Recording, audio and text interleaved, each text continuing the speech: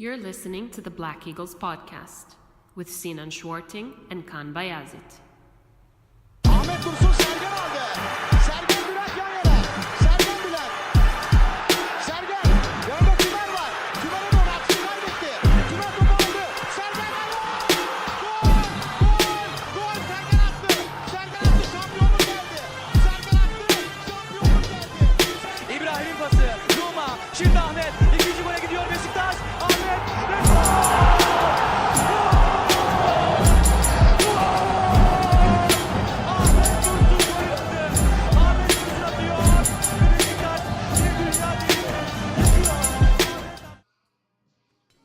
Hello, Black Eagles. Welcome back to the Black Eagles podcast. We are coming off of a very important Sunday night. Sunday has come and gone, and Beşiktaş continue to spiral further down the rabbit hole of chaos as Beşiktaş lose once again 2-4 against Göztepe. I am joined live by my co-host Sinan Schwarting, and my name is Kaan Bayazit. My other co-host Kartal Oer will join us momentarily. He is just about to get off work, so he'll hop on the call at any moment. Sinan, correct me if I'm wrong. That's back-to-back home defeats for Beşiktaş because we lost the previous game against Kasımpaşa. Am I not wrong there? I think the previous game was the home game against Kasımpaşa, right? First of all, I'm a little confused. I thought we were here to talk about the Knicks. Did something happen this weekend with Beşiktaş? Maybe I blocked something. I don't know. Okay, hold on. Let me fix that. Okay.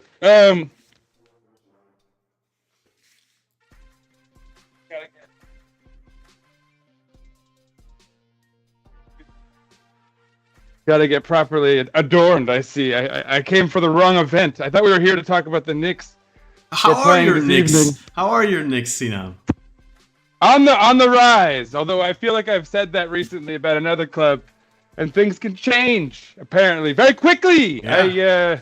My mind is apparently just playing tricks. No, okay. Sorry for the little joke there. Yes, we have in fact lost 2 home games in a row. It's getting pathetic. Yeah, and at the end of I don't know. October, I don't even know. I don't even know what to say. At the end of October, Sinan, I think we were all really looking forward to November because our schedule was finally clearing up a little bit. Easier fixtures were coming, less crowded calendar because of another international break, and we got some injuries and results started going badly. It started with the derby defeat against Galatasaray, in which I thought we didn't play a bad game actually.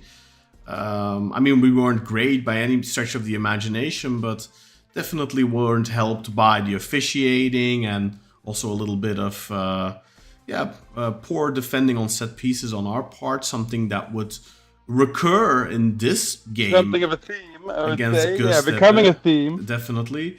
Well, I think that's the third game this season now where we've lost because of set pieces, I would say. The Frankfurt game, okay, we give away a penalty that doesn't help, but then we concede to 2-0 really quickly on a set piece. Then against Galatasaray, we concede twice on set pieces. And then yesterday against Göztepe, once again, we go 2-0 up. Simi with, I have to say, one of his best goals yet for Beşiktaş, I want to say. I thought that's a goal of the season contender, in my opinion. The way he hits it, where it ends up in the net. Fantastic goal. Not only that, but an ideal start to a match like this, right? Perfect start to the match. And the match didn't start well because Mertz almost gave away a goal straight away, but he didn't, and the ball ends up at the other side of the pitch. Svensson crosses it in, Semi slots it home, fantastic half volley into the top corner. Great goal, his first goal of the league, his second goal in the season after he scored against Malmö as well. Both goals were really good goals. I think this one takes the cake though. And then you find yourself 2-0 up just 7 minutes later after a decent through ball from Rasička. Simi sent on the end of that. The goalkeeper comes out to clear it, something we've seen many times this season already. And if you'll remember, Sinan, I had pointed this out. I want to put a feather on my own cap, but the way teams have to play against us often with their goalkeepers rushing out, it's eventually going to lead to a mistake. I think I pointed it out a few weeks ago. And it did here. And he hits his own defender, Bokele, or what is his name? The guy that ended up scoring.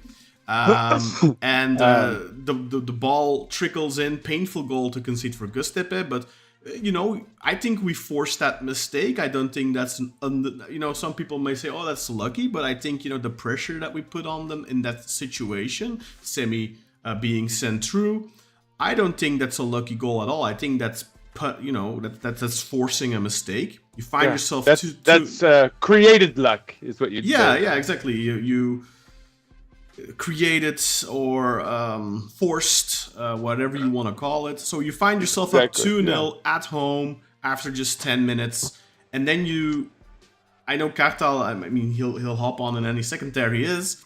Speak of the devil, the handsome devil, I should say.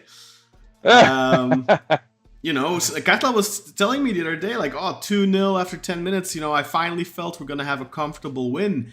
And then just 2-3 minutes later, they get a corner and they immediately score. I thought it was offside. I was like, oh, that's offside. They're going to rule it off, so we're going to get bailed out by VAR here. Turns out it wasn't offside. 2-1 on the scoreboard. And then, a little bit later, another set piece from Matsuki. If you'll remember, I don't know if I mentioned his name on the podcast, but you guys will definitely remember because I dropped his name over a year ago when he was still playing for FC Tokyo. Before we had signed Musrati, I had said, this is the type of players we should be going after. Funnily enough. That guy was good. He was good. That guy was good. He was good. And I was joking because my daughter, our MVP was a Japanese girl, and I was right when they equalized, he had some sort of pivotal role in creating that goal, and I turned and I said, that's why you always need a good Japanese player on your team. I think on the, correct me if I'm wrong, if it's the 1-2 or the 2-1 or the 2-2, but right before that, I think it's him who forces Mert to a save, who then puts it out into corner. And that obviously the corner leads to the goal. I think that is the 1-2, the 2-1, but I'm not quite sure. But I think he was great, but he wasn't the only great player, obviously. Göztepe, I think for 60, 65 minutes, were all over us. They pressed us really well, really efficiently. They forced a lot of mistakes. They won all the duels. I'm going to show those statistics in a little bit as well. Not all the duels, obviously, but they won the majority of the duels, especially in the first half. They were just better. They were sharper. They were more aggressive. They wanted it more. They were hungrier. And that's very frustrating when you're coming out of a 2-week international break. You're coming off of a really difficult period. You're hoping to regain momentum. This is a very important match. You're back at home. You have 2 weeks to prepare your team. And what does Giovanni van Bronckhorst do? He gives the team not 1, not 2, not 3, but I believe, correct me if I'm wrong, chat, 6 days off in the international break. And adding insult to injury, guys, he has given the team another day off now in preparation for Maccabi. So apparently after a long tactical discussion and all that and a heart-to-heart talk with the players, he's decided to give the players another day off. I really don't know if that's the right approach. Obviously, it's up to the discretion of the coach. But 6 days off in a 2-week international break when our rivals, or I don't know if I should even call them our rivals at this point because they're a street length ahead of us. So they're our rivals only in name at the moment, not in the competition, not in the league. They played friendly matches, or at least a friendly match. Meanwhile... Well, so, all right, here's what I have to say. I actually, all right. there's no defense for 6 days off. I understood the logic. Okay, like you don't want to play friendly because we have all these guys coming back from injury. Yeah. You know, maybe the logic was like we've got to sort of more responsibly cater to these guys' sort of fitness needs or whatever. But that doesn't, like, the idea of getting 6 days off almost even undermines that theory because it's like, you know, that like fitness, getting back into fitness is actually something you have to do some work with, right? You have to do like light training and stuff with your muscles or whatever it is. Like, so I don't, 6 days off is pretty indefensible. What do you think, Kata? What do you think about the 6 days off? Obviously, this is a big talking point now. If we win this match, no one says anything. Do you think it would be a talking point if we won this game? I mean, people were it before the game, but I think after it would have been quickly swept to the side had we won with a good buffer. Yeah, that's it. Oh, maybe they needed it, or of course. Yeah, but I mean, hindsight is 2020. Exactly, Captain Hindsight, man, one of my favourite superheroes. No, but I mean, apparently the players are saying that this is crazy and they've never had this much time off in their careers. That's reports like that. But can you trust those reports? I don't trust those reports. Yeah, I mean, who are they talking to and who's talking? Yeah, Saudi, maybe, I don't know. Maybe some Turks, I don't know. Yeah, man, I don't know, man. But to be honest, I'm no expert in these scenarios. Like, I don't know what's the right time off for an international break, but I don't remember in the past. I mean, I've followed this club my whole life. I can never remember any reports of they've had 6 days off over an international break. It does seem a tad excessive. Do I think that's why we lost yesterday? Probably not. We'll just shite. Yeah. The Göztepe coach really analysed us well. Stopped us doing what we'd like to do. Struggled. That's actually. I was gonna say I had to look up his name because I was like, you rarely see a sort of tactical adjustment like early, like before halftime. You know, in the Turkish league, that's so like well done. And you saw after our second goal that he was like pulling certain guys in and calling certain things out. I'm very curious to know what he instructed. It pains me that freaking Jose Mourinho was in the stands watching this match because I hope he didn't see whatever it was that the coach did, because it was like night and day. As soon as we scored that second goal, I'm gonna say something unpopular in a minute. Let's hear it. Wow. Oh no! No. It's not gonna be what you're thinking. I'm gonna say. Okay, good. So when I saw his mug in the stadium, I thought to myself, yeah, they've already won the derby just by him being there. Like, he's already got the edge. He's already got the mental edge. Just him being there, us capitulating completely like that, and just I think that's gonna have an effect. I mean, really quickly, I want to comment on that comment from the Heart videos. He says he wants them to take a day off to help forget the match against Göztepe because he wants them to then come in and be 100% focused on the Maccabi match. This is his thinking, I'm sure. Hate to say. No, and I actually did want to say that perhaps like the only way you could legitimize another day off at this point is I think if he's like, I need you guys to go home and reflect and really to like consider what the hell just happened out there. Like if it was one of those kind of like punishment, like get the hell out of here type of thing. That's the only way you could kind of legitimize it. As a motivational tool. So maybe in his defense, I'm not against this day off, but like the previous 6, like make that 2 or something. But like 6, I mean, Cathal says I don't know. I don't think we would have won this game yesterday, but like I don't know, man, because I have the impression that that just comes across to me like they didn't take this match seriously enough. They didn't. Also, the way that a lot of players played yesterday.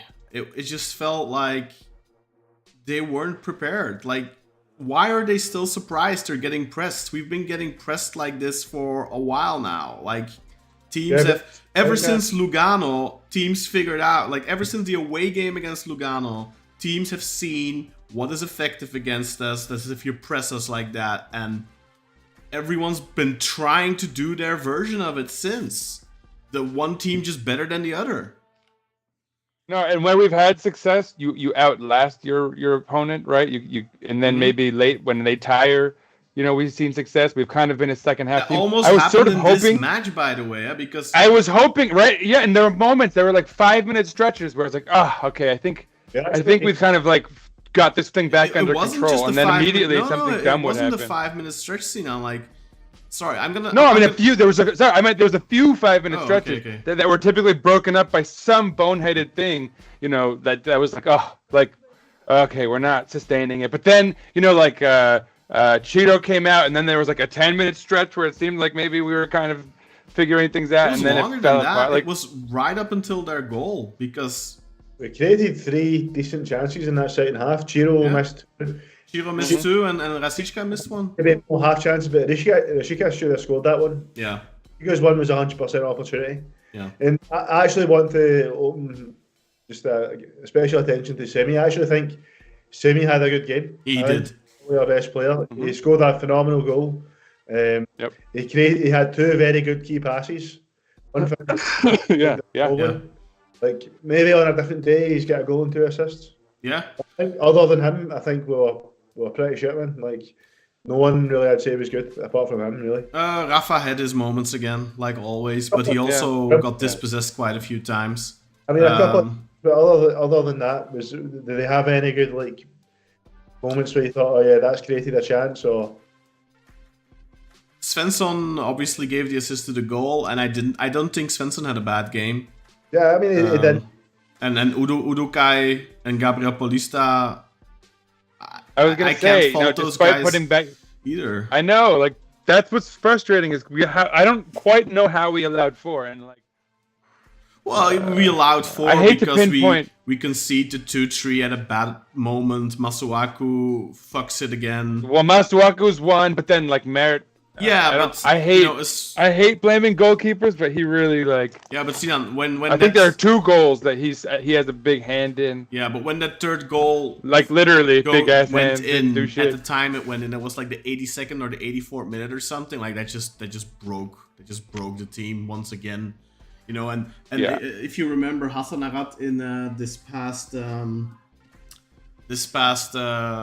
Maidan, the post app day interview, whatever you want to call it.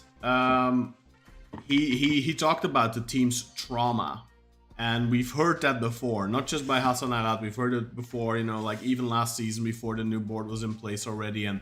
Like, I think even we've been hearing about trauma ever since the Valérien Ismaël days, if you remember. Like I feel like we've never really recovered from that 3-3 against Alanya. Remember? Like it feels like that is still haunting us. And there are players in this team that were part of that squad, if I'm not wrong. Just Masuaku, I think. Yeah, Masuaku wasn't Jetson there. Jedson, Masuaku. Yeah, and Mert as well. Mert, obviously, yeah. It's quite a lot actually. Sadi as well. Yeah, I mean, I don't know. It just feels like I'm not saying it's that trauma necessarily. I just feel like it never really fully went out of the team. I don't think this team ever really fully believed in itself. I think any sort of a setback for us is a big setback. It's not like a small thing. It's like, oh, we'll just overcome it the next game. It feels like it lingers every time. And it becomes bigger and bigger and bigger. And even if we get a good win like the Lyon game, which should give you a massive confidence boost, the Super Cup, which should give you a massive confidence boost, it's like it gives you a short-term boost, but it doesn't last. And if you like, for example, if you compare us to Galatasaray, like last season, they didn't play well, I think, in the first half of the season. But then they started winning matches and they start building confidence. And that's maybe also part of the issue. We never really fully get going. We win, even when we had a good start to the season. But even in that good start to the season, we already dropped points. Trabzon away. And Lugano away, that's not points, but I think that all kind of adds up, and this team never really fully got going. And I think it needed that momentum underneath their wings to carry the ineptitudes, the deficiencies of the squad, which we all know there is. But I don't think that the deficiencies this squad has is an excuse for what's currently happening. It's not an excuse to win 1 out of your last 6 in the league. Yeah. That's a disgrace. Yeah. Who did we play in those games? Like, we played Başakşehir. Look, Başakşehir yesterday, or this weekend. They come off of a 0-0 against us, and then they get trashed 3-0 this weekend. Kasımpaşa also lost, you know? I don't think Kasımpaşa has won a match since they beat us. Yeah, I think I they suppose lo- it's left think- as well. That's a factor. Sorry? Samuel Odo left to go to Alanya, I suppose. Yeah, that's true. That's true. But still, like, they lost back-to-back games. Look, I not that I don't agree for the most part. I will say that when you talk about those deficiencies, and especially these last few weeks, we had injuries almost exactly where you can't have Yeah, them, right? yeah, And you had kind of dips in form, also kind of where you can't have them. Like with Al Musrati, kind of the fact that he's still being kind of like, you know, wedded, you know, again after another long stretch out. And so this was like his first full, or you know, theoretically, if he'd been able to stay on the pitch, it would have been his first full match back. Played against Başakşehir the 90 minutes. Did he start? Yeah, he did. Did he? He played 90 minutes. Sorry, Drew. That was the sick day. That was my sick day. But you know, whatever. His second game back, right? So he's still kind of adapting to this whole team all over again, which sucks. And then obviously Rashid. He's been there for a year, so you know, adapting to a team. Come on. Well, I mean, but to this, you got a little man in the background. I mean, adapting to this iteration of the team, right? These tactics, this midfield, right? Whatever it is that, assuming there's something that they're doing intentionally there tactically. But then obviously that's just one piece of it. Then you have Rashica, who obviously, just given the fact that he's one of very few wingers on the team, he was out, which is a huge knock. Yeah. Then you had Semi battling terrible form and kind of finding himself again. Obviously, it's apparent that Van Bronckhorst should have put. He'll be the next. Maybe Semi- he'll be the next one. Yeah, right. Well, he's going to Huh? But clearly, He's free like now. Semi should have been. He's free. He's going to Hamburg, I've heard. Oh, has he gone to Hamburg? Okay. But anyway, back to my point. Clearly, Semi should have been put in as that backup striker, with Mustafa Hekimoğlu the only other option, sooner than he was. So you can put that on Gio. But you know, anyway, like Masuaku, like this current stretch of form he's on. Current stretch. I don't know of who you form. put that What on. is that, man? Is that current stretch of form? What this guy's give? How many goals has Masuaku given away this season? How many matches has he single-handedly given away this season? It's got- what's crazy though is like he still has that occasional match where you're like, oh, he was a strength for us out there today, you know. But it's increasingly it's like one good outing and then like 4 or 5 Yeah, but Sinan, if you not bad ones, but like getting progressively worse. we saw and that's we what's saw really puzzling. Emre Can Terzi. He played multiple games last season. I think we can all agree Emre Can Terzi is not Beşiktaş material, but he gives 100% and he fights. Yeah. He has had exactly 0 minutes this season. 0 minutes. Like, I don't know what Gio. We have a very thin squad. We all know that. Huh? And 100% the injuries we've had, that those are you get to a certain extent, that's an excuse. But what I don't think is an excuse is that Giovanni uses 14 players. I think that's it. Because other than Undur, Mustafa Hekimoğlu, Onur Bulut, and Mucci, he doesn't use anyone. So that's 4 players plus 11. That's 15. That's 15 players he uses. I'm not saying Ox should be getting minutes, but Ox 0 minutes. Emre Can Terzi 0 minutes. Salih Uçan, barely any time. And we've had the discussion a few weeks ago about Salih Uçan, and I said then, I don't really see where exactly you fit him in when everyone's fit. But yesterday, if Ciro is not fit to play, Mucci is injured, he decides to start with Emirhan, Paulista, Udukai, and Masuaku. Why doesn't he put Rafa out wide and put Salih behind the striker or something? Because in the limited minute that Salih has gotten this season, he has shown that he adds something. He's very good, to be honest. Every time he's played, he's been good. Every single time. Salih Uçan is not going to be our savior. But yesterday, why is he... What was that lineup? Let's have a look at it, guys. I don't know what...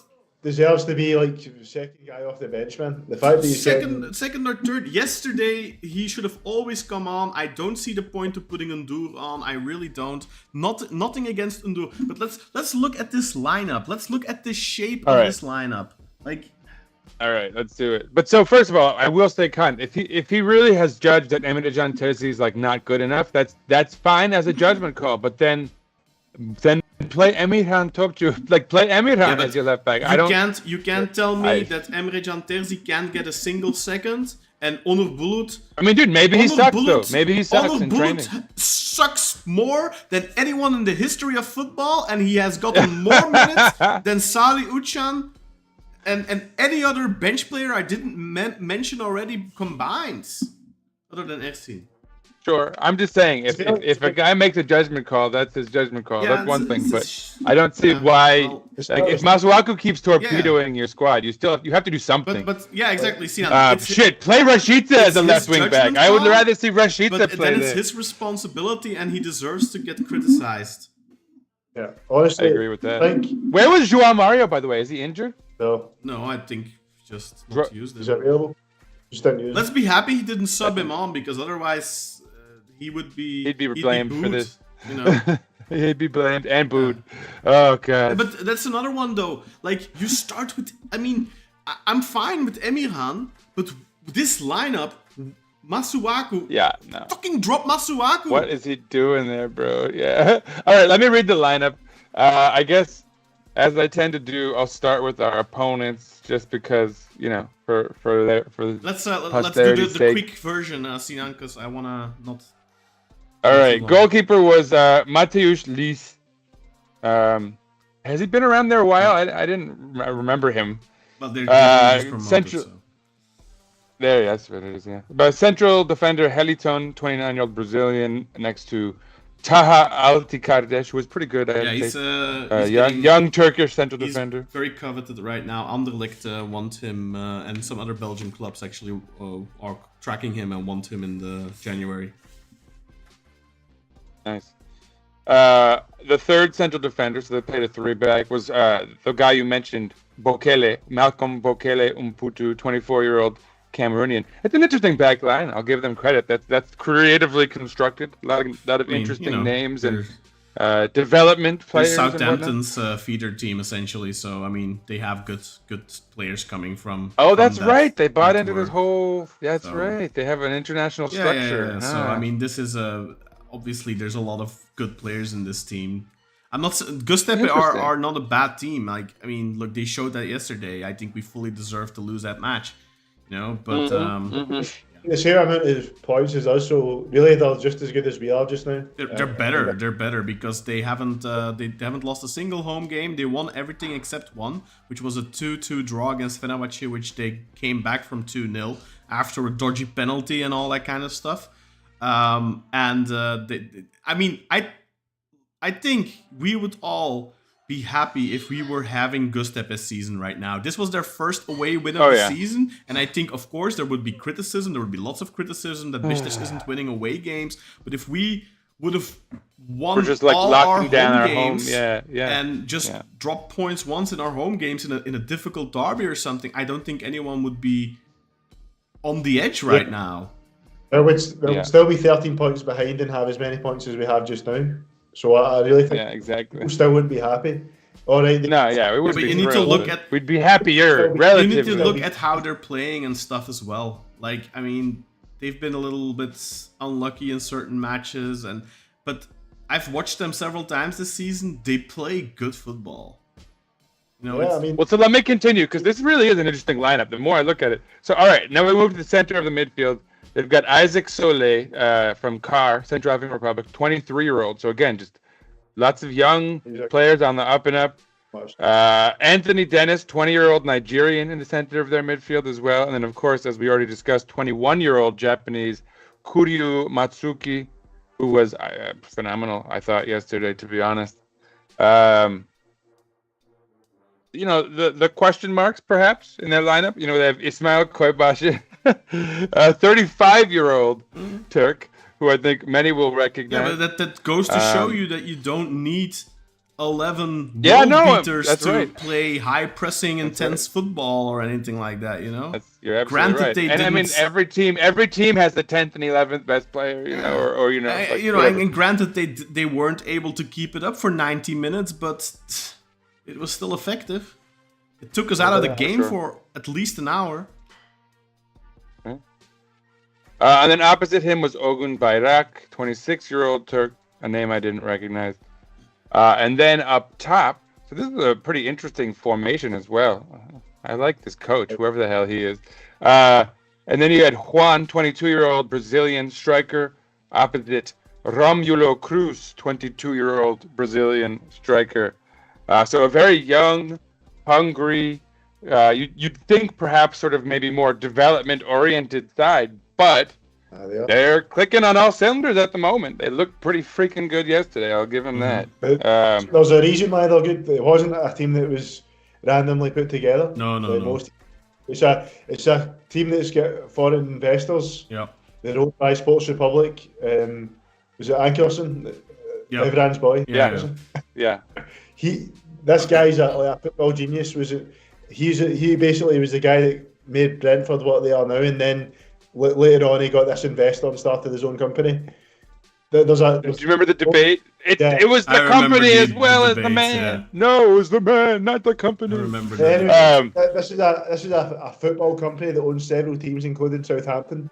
They've got a clear strategy of what they want to do. They've got football and brains running the squad. It's football people building these squads, and it's not a surprise that we get destroyed by a team that was built by a football person, despite having far less budget than us. And in our defense, like we're well, I wouldn't talk too much about that budget, to be honest, because there's a lot of money on that pitch. Yeah, but also I would say that like we are trying to start to build that out on our own without a giant corporate structure backing it, but like by bringing in talent and like evaluators, and I mean there is some effort on the part of our board to start building out that in an organic way, which you like to see. But if anyone wants to know like what that would look like if fully built out, this is a pretty good example, frankly. And like, we can operate with a higher budget. So if we could actually do this properly, like see an actual project out with some idea of this sort of modern interpretation of stats and analysis and all that stuff, incorporated into how we like structure ourselves as an organization. I mean, yeah, if anyone wants to know why it is like that we need to go through some maybe like stumbling hurdles and like maybe struggle for a minute to get to that point, this is again like what you would be ideally trying to build out with a modern management. And to Hassan Arat's credit, he's at least spoken of the need for that. Whether or not he's done that effectively yet is another conversation. Anyway, let me finish out this roster. Let's talk about Beşiktaş. In the goal, we have Mert Günok. In defense, you've got Gabriel Paulista, opposite Felix Udokai, left back Emirhan Topçu, right back Jonas Svensson. In the midfield, Al Musrati, I'm not going to do the whole first name, sorry pal. Jetson Fernandes next to him, Rafa Silva up ahead of them, and on the wings, Milot Rashica, fully back from his injury, opposite Arthur Masuaku, with Semi Kilicsoy up top, an ascendant Semi Kilicsoy, who seems to be on form finally. Let's go over these stats. Are we moving straight to stats? Yeah. We're going right in? Okay. So yeah, ball possession, we dominated that again. 63% of the ball to their 37%. and I'll just do passes after that because it seems more logical. We only completed 395 passes at a 76% rate, which is usually us operating at a lower level. We want to be when we've played well, we're up in near the 500s, and we're always up above 80%. Yeah, in the 400s at least, mid 400s, and 84% or so. Yeah, I said like up near, like if you're getting near 500, if you're up in like 470, 480, it's like, okay, well, we probably played really well. They only completed 207 passes at a 67% rate. So you would think that we did quite well as far as like cutting out their passes and controlling the midfield, and obviously possession stats would signal the same. And so this is where the other stats come into play. Yeah, but before we go to those stats, actually, this is the first half I'm going to show you. These are the stats of the first half. So in this first half, was it the duels? Yeah, these are the dual stats from the first half. In the first half, it's just completely lopsided. It's all 55, 55, 56, 62% in favor of Göztepe. So they have 55% of the duels won, overall duels. They have 55% of the ground duels. They have 56% of the aerial duels. In the first half. And in the second half, we got better into the game, mainly because I think they tired in the second match. Like after the 60th Which minute. is what you would That's what you would expect. Yeah, I think I pointed that out in our community group as well, that they would tire. Honestly, I think purely based on the last half hour of the game, if you only watch the last half hour of the game, I think we deserve more. Because we had better. I think we had chances. We played good. I think up until they score, we from minute like 65 up until they score in minute 84 or whatever it was. So for like 20 minutes, I think we played well. Well-ish. And that's when the three chances came. Yeah. That I was talking about earlier. That's also after the subs. Chiro comes on. And Endur came on. I didn't think Endur was good, but Chiro definitely added something. Semi went out wide and played well on the left. Yeah, I mean he's the one who puts in that great cross towards Rasička, who really should have scored.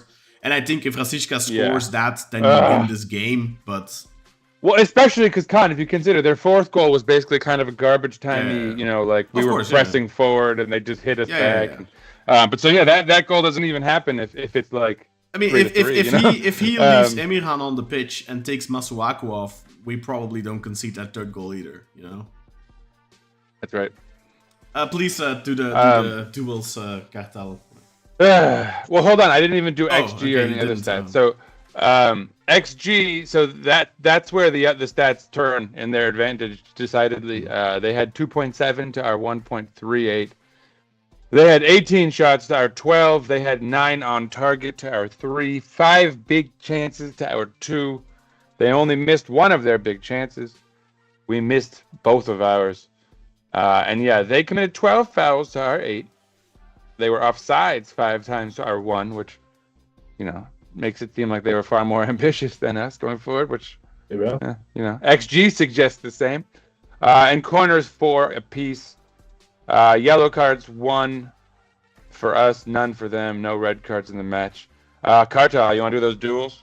65 won by us, 66 won by them, so they've got a slight edge there. We won 42%, 42 of the ground duels to 40 that they won, so we won 51% of them. Aerial duels won 26 to 23 to them, so that's 53% to 47. Successful dribbles 10 apiece. We completed 42% of ours successfully, which suggests that we probably tried about 22 or 23.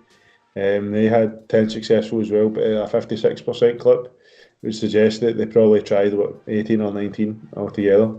Yellow cards. You had those already. Yeah, sorry, I stole your thunder on that one. I mean, you can see that in the second half we definitely restored a little bit, because the stats from the first half are a lot more lopsided in terms of the duels, And in the first half, I really think that was the main issue.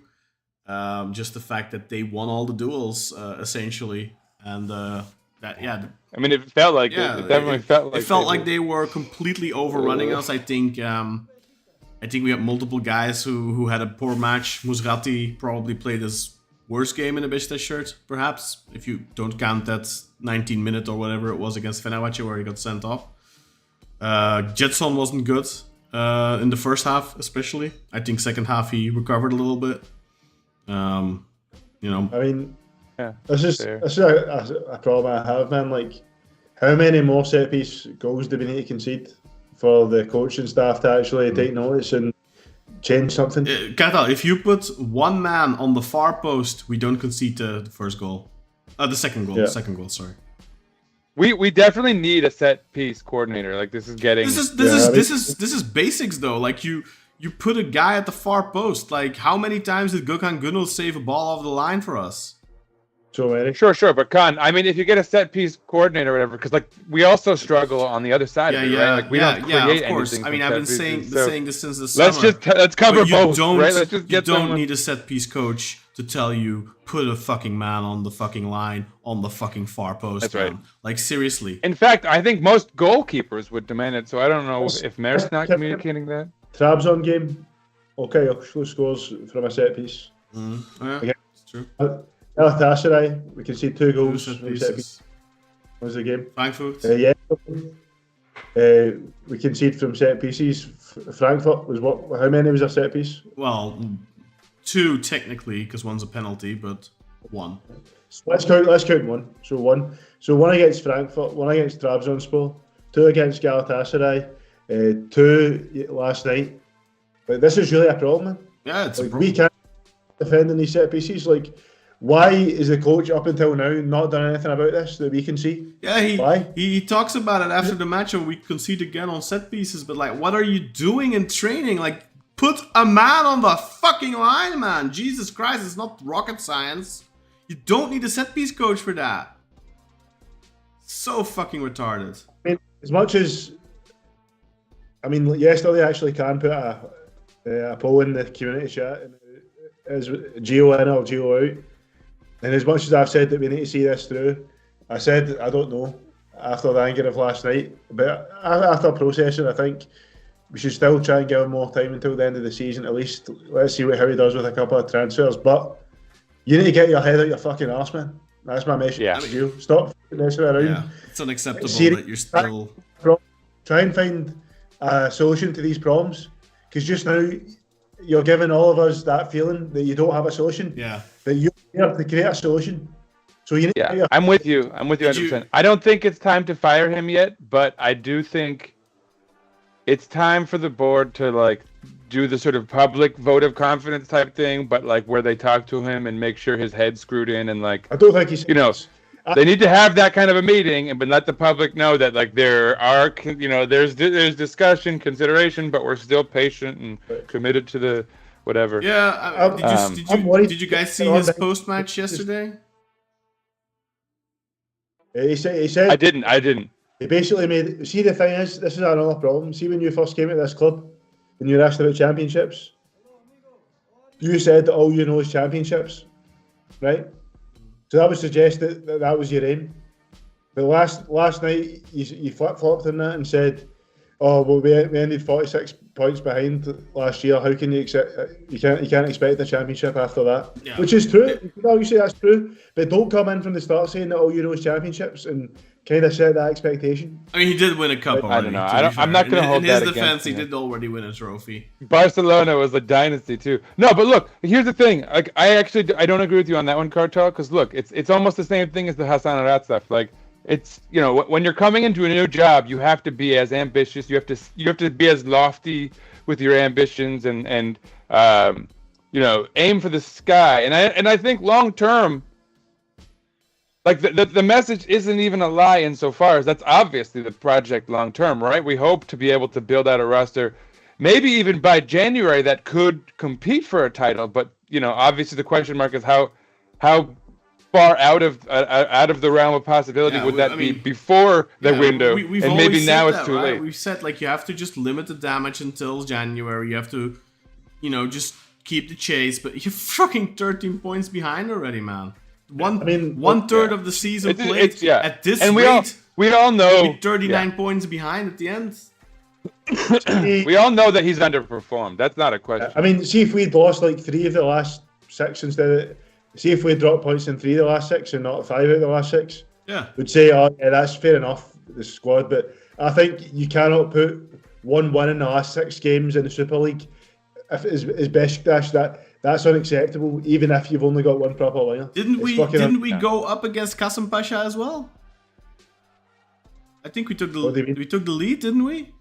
Yeah, we did, yeah. So we take the lead against Kasımpaşa, we take a 2-goal lead here against Göztepe, and we still capitulate. Like, there's... It's unacceptable, man, and really, to me, it just feels like maybe, I don't know, I don't want to be Mr. Tinfoil Hat here, but it just feels like something's changed, man, with it, like, internally. Like, how can this guy that won 5 out of 6 in the first 6 then go and only win 1 out of the next 6? Wow, that happens all the time. Look at last season. I think Santos won 4 and then didn't concede. Didn't concede a goal in 5 games, and then he conceded like 9 and 2 or something. Like, I mean, that's. Santos lost his second league game 4-0. Yeah, okay, but then he didn't concede a goal for 5 games or something. Yeah, but here's my prognosis, guys. Because we look so good. That's the thing. Like, at no point under Santos last year did we think we actually look good. But look, let's not get bogged down in speculation, Cartel, because like at the end of the day, I mean, it's not worth cooking up like theories that are that involved ultimately, because like all we really have to analyze is the football on display, and I think that's enough to say that he's very clearly underperformed. We know the limitations of the squad, and we can kind of like give him a pass in certain aspects of things, but like his substitution patterns have been off pretty much all season. He's made some questionable decisions roster-wise as far as bringing guys in, not bringing other guys in. He doesn't have a lot of options, but then he has some options and he should use them, and he doesn't. Exactly. Yeah, there's exactly a guy called Sadio Cher, man, that every time you give him 2 minutes, 4 minutes, 5 minutes, he's making a difference. Yeah, but if you give him 90 minutes, he gets injured and he's out for 3 months. But I mean, I know. Or he has one good game and he kind of like. I mean, he's almost like Masuaku in a way, Let's not put Salih Uçan on a pedestal. Let's not make him into anything he isn't. He's been at Beşiktaş for 3 years or longer, and he's done. He's done any bits. titles. He's played good games, and he's also been shit. He's also ghosted, and he's also been like useless and out injured. And I'm not saying it should start, man, but it should be the second. No. I know what you're saying, but at the moment, or in moments like that where you need creation for sure. Agree. Yeah, no, you're right. Salih needs to get more minutes, and I think yesterday should have started probably. However, let's not act like if Salih was playing more, everything would be right in the world. Exactly. It's the same thing. We can't be too. We can't be too simplistic about like the issues that we have. Right. A lot of them are fairly complex and require at least a second window. But let me finish my point though, because this is like to build on what I think about the prognosis for Giovanni van Bronckhorst is that we should rationally and logically give him a season. He's underperformed in a way that is concerning, and I think you look at the tide as it is, like the way it's pulling out right now, and we're getting kind of worse and worse results. I think we're kind of at a point now where if he puts up a real stinker, it's going to be like the alarms are blaring, you know what I mean? Like if we lose against Maccabi, for example, like almost like that Lugano scenario last year, there's a chance that it's like, whoa, okay, like this is, we're going to have to pull the trigger.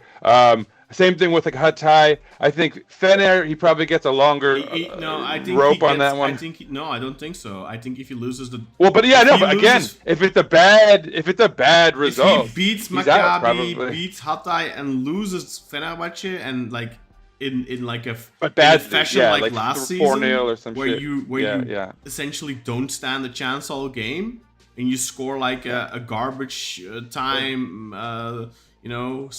great saver, then you're out. Like if he loses that defender. But in a way, that's kind of my point, though, is that, and that could even be against Hatay or even Maccabi. If he puts up a stinker like that, one more, it's gonna be, already once you have the fans being so vocal as they were towards the end of this match, it's like, you've got to put in a pretty few performances in a row that convince the crowd to relax and not overreact like that, not be booing guys while they're touching the ball. I honestly, I think doing it like 2 or 3 times for Masuaku would have been useful. Once it started getting a little overbearing. Boo after the goal, I think is look. I've said this many times. Yeah. I don't think booing your own players is fruitful. But under certain circumstances, I think Masuaku deserved. He needed a good booing, but he shouldn't have gotten booed. But I will say it got too much, right? Because then it was like people were afraid to pass him the ball because they didn't want to make. I think his own teammates started feeling bad for him out there, and you never want to see that. You're 2-3 down. You can still get a goal back. You can still get a point. Maybe you can still win the game if something crazy happens. And for the remainder of the match, they just booed him every single time he got on the ball. Like you can boo him once, a good sustained boo. Let him know that we're done with your shenanigans, with your bullshit, because you pull this every other game. But once you booed him once, it's fine. Like, stop then. Go back to supporting the team. Because this was just, there was still 10 minutes in the game. You still have a chance to equalize. And, the team, if you start booing your players like that and sustain that, then the game's gone. The game's gone. Yeah, man. I'm just against the booing altogether. But, see, the thing is, we've been expecting this reaction for so long, and we've not seen it.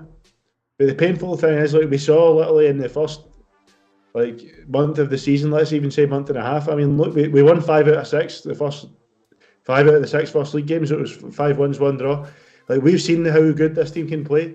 But I'm wondering, that's the frustrating performance thing. Like we did against Galatasaray in the Super Cup, or Lugano at home, or Antalya at home, or even a controlled performance like against Sivas, where we give them nothing but have a few chances for ourselves. Are we going to see a performance like that again? And why? And I don't see how we just can't get back to that level, man. It's just like we keep saying, "Oh, now's going to be the reaction. Now's going to be the reaction." I mean, you even said last time. Yeah. I'd said it for a couple of weeks in a row. You said on Friday. I really expected it. And I'd got to the point where I'm like, bro, I don't even know anymore. I'm not going to say anything. But when are we going to see this reaction? And I don't see why. It's clearly possible because we've seen this team play very good at the start of the season. We've seen this team play amazing football at times. But I think the only thing that can get if I'm being quite honest, and I don't like being the guy that's I sack the coach, blah blah blah. I think the only way to sort out a group like that is to get a coach who the problem. I don't think Giovanni van Bronckhorst is a terrible coach. I really don't. I think he's too nice. I don't think he has the temperament for this. I'm sure in the Netherlands you can be a good guy, because Giovanni van Bronckhorst is a gentleman. He's a friend to most of these players, man. He's one of them. And I think that doesn't. I mean, I know it's Captain Hindsight right here. I don't think it works in Turkey, honestly. I think you need an asshole, or maybe not an asshole, but someone who will scream at them, who will kick their ass. I mean, I have a name in my head. I've had it in my head for a long time. I didn't think it was possible because I thought he was gonna go to a certain club, but he didn't. He ended up not going there. He's still available. I don't think he would be so stupid as to take the job. But I don't even know what I'm talking about. But if I was this bored, I would give him a fucking blank check. I would bring in Sergio Conceição. He will sort out these players, man. He'll literally fight them. He'll kick their asses legitimately. And I think someone like Masuaku, I mean, I'm done with Masuaku. Honestly, I don't give a fuck anymore. Like, he just needs to go. Like, I don't want a coach to sort him out. But I think there's other players there who could really do with a coach like that. This is a guy who was, I believe, 8 years at Porto. Only reason he just left Porto is because he doesn't get along with Villas-Boas, who's the new president of the club. 8 years at Porto. Like, 8 years at either Benfica or Porto. That's a performance in itself. He won multiple championships, did really well. I really thought he was going to go to Marseille. Didn't end up going to Marseille. Like, for me, I'm not saying fire Gio, but if you have the chance to sign Sergio Conceição, then sack him, because it's not. He might still recover, whatever. But like, I think watching his interview yesterday, I just have the impression that he doesn't know. He doesn't know what to do. I feel like he was like, his hands were in his hair. He was a little bit. He sounded resigned. He sounded, like he took responsibility, but he didn't offer any solutions. I don't think he knows how to fix whatever is wrong. Yeah. I mean, we played well, like you said, Kata, but like our friend Yusuf has been saying this for months now. Like, what happened to the press we were, and we've been. I think we're always a little bit slower than Yusuf is, because he sees these things always straight away, and I think don't want to see it, because I'm like, it'll come back. It's just but it hasn't come back. Those really good games in the beginning of the season with the high press, the intensity. I called them relentless.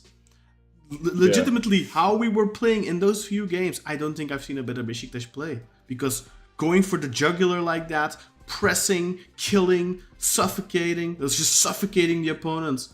Like, have we even seen glances of it? Maybe against Konyaspor, but that was it. We pressed them and forced them out into a lot of mistakes. Man. I feel like we still have scored goals off of forcing mistakes. I mean, like, look, the second goal yesterday, we forced that mistake, but it's not sustained. It feels like not the entire team is committed to it. And the problem with a pressing game like that is everyone needs to commit to it.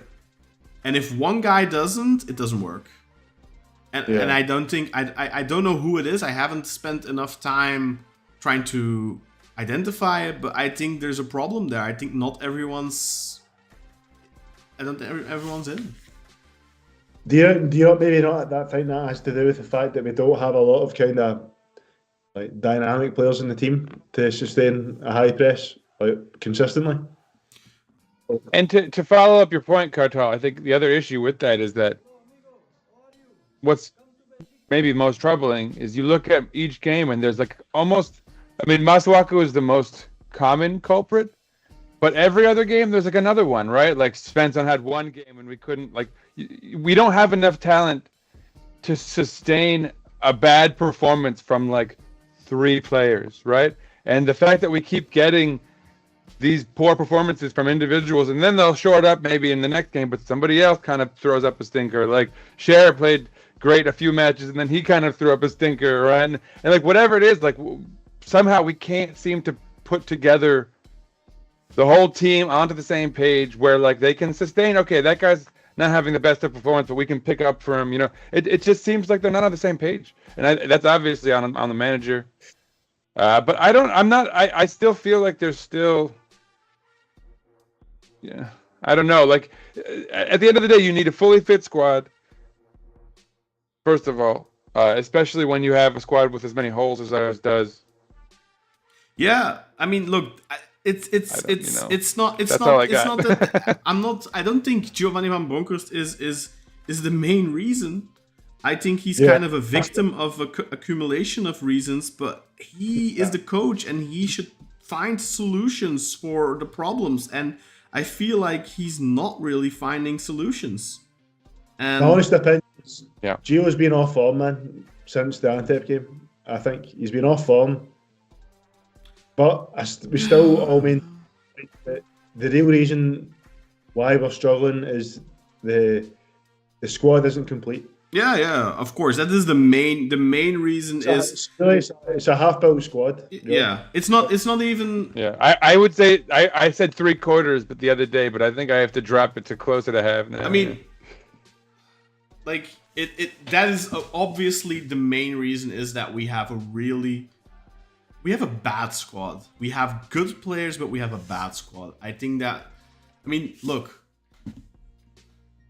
if you look at our lineup, our ideal lineup, I think our ideal lineup, I've said this before, I really believe this, our ideal lineup can compete. they could compete. The problem is, as soon as no one doubt. or two guys are out or not 100%, and like it, or a couple of guys don't. The problem is with like Galatasaray and Fenerbahce. If one of their guys is underperforming, they have the luxury to put it in somebody else. We don't have that. Like if Masuaku, look at Masuaku. I mean, I said Emre Can Terzi, but like we have to be honest as well. Like that drop off in quality is immense. It's no long-term solution. No, it's not. And the same thing is true with Svensson. If Svensson is not playing well, like yeah, you can put Onur Bulut in, but then you're playing with 10 players, and you're already playing with Masuaku, so you're already playing with 9 then. You know? Yeah. And then you have Mucci, who when he's on the wing, I feel like it's half a player at best. And yeah, it's. But you need someone to find solutions, man. Like if you can't find the solutions within your own squad, get some youngsters in. Like, how many minutes has Gio given to academy players this season, other than Mustafa Hekimolo and Semi? None. None, almost. right? Like, I mean, obviously Ersin, but that doesn't count. Like, I'm not saying there's obvious players there, but maybe, I mean, look, when Masuaku is playing the way he's playing, and it's not like he puts in a good cross every 10 attempts or something. Like I have these, like, and he I don't really know, like what Ismail Koibashi would be better, I think, than this version of Masuaku. I didn't see him make any mistakes yesterday. Maybe. I don't know about that, man. That guy could defend 10 years ago, man. Never mind now. No, but at least he wasn't getting. I don't know, man. I really feel with Masuaku, it's really not an ability problem. It's an attitude issue. I really feel like. I feel like he just. And look, this might be completely just me looking at him. You know, he's a handsome guy, nice beard, carries himself with a certain certain je ne sais quoi. He just comes across as an arrogant dude. And, you know, I mean, we all saw that. They clipped it out later, but we all saw, I think, live after we won the cup last season when they wanted to, like, interview him for the YouTube channel. And he was, like, so dismissive and just came across as a massive dick. And they clipped that out for a good reason in the later version, I think. But, like, I don't know, man. Like, I've heard good things about him from Simi, for example. Like, Simi likes Masuaku. He's learned a lot from Masuaku. He's praised Masuaku. But other than that, like, I don't see that, man. I don't know if Masuaku is a good guy to have around. I mean, the fact that Gio has kept him in the lineup for as long as he has does make you suspect that he can be, like, a bad influence off the pitch. But on the pitch, he certainly is. Because I don't know what that stuff is he's been pulling this season, man. That's right. I mean, one thing I'll say is hopefully that booing puts a fire under his maybe ass. One Thursday, match. That's Masuaku, man. Like he will react. I know, yeah. I just literally mean on Thursday. That's why I didn't say for the season. But let's do some comments. Let's move on to the comments, shall we? First. Yeah, I mean, there's one thing I'm worried about, man, within our fan base as well. I feel like, see, if Gio ends up getting sacked, I feel like the full fan base is kind of giving up on the idea of a foreign coach. Again, who do you realistically bring though? Like who is there? Like there was in the summer we were talking about Çağdaş, we were talking about Ilhan Palut, but I mean if you look at the season they're having, like Are you confident? not even a good I know you were a option big for those proponent of people. Çağdaş, Kartal, but Yeah, I don't want a Turkish coach, man. no, I don't want a Turkish coach either. But if you'd have to pick, and like, would you be comfortable with Çağdaş at this point, seeing what he's doing I would- with Başakşehir right now? I wouldn't be comfortable with any of them, to be honest. Me neither. I mean, most of the fan base wants Sergen, but they seem to not realise that it's going to be really hard for him to get a bunch of players that he's basically said are shite on national TV. You know? Yeah, That's not ideal. I mean, we said there. that. I mean, I think I even said like he just closed the books on his potential for ever coming back, or at least as long as these players are there, because like it's just kicking in your own windows. Although, My honest opinion is I wouldn't be surprised if he comes back, but I think it'd be a huge mistake. yeah, If I think that's he's what- the only. I think he's the only I don't Turkish think it'd coach be a right good now, idea bar at all. Fatih Terim maybe, who could kick these players into shape, perhaps though in the short term. But I'm not a proponent of it myself. I mean, I think Constantine Charles would be a great idea, but I think he'd be an idiot to come to us at this Yeah, point. he would be, but he would But be. maybe we start the season with Gio, and then you can say, look, we've given this guy a chance, but it's not really worked out. We gave him a full year, and then maybe at that point. But just now, I'd be a fucking. He'll also be expensive though. Like I think that'll be expensive. Worth it. I think it's worth it, man. Like if he's Yeah, no, I fully agree. I think If I we think could get you're- him, I yeah. mean, I say this all the time. Like top coaches don't come to Turkey unless you throw the bag at them, perhaps. And even then, like we've only seen it now with Jose Mourinho. Like other than Jose Mourinho, there isn't the top coach that's come to Turkey in how long? Like how long has it been since a really good coach has come Yeah. to Turkey? Like a really, really good one. But what Fener spent on Mourinho could legitimize you. You probably don't have to spend nearly as much as they did to get someone like Conceição. So I don't know. Maybe it's still in the I wouldn't be realm of surprised if possibility, but it's just him Conceição agreeing. 5-6 million a year. I wouldn't be surprised. still Yeah, of half course. of for Thanos Yeah, is yeah. paying. I know it's nothing compared to Yeah. Mo. All right, let's do some comments. Let's move on to the Let's do that. Yes. To the fa- yes.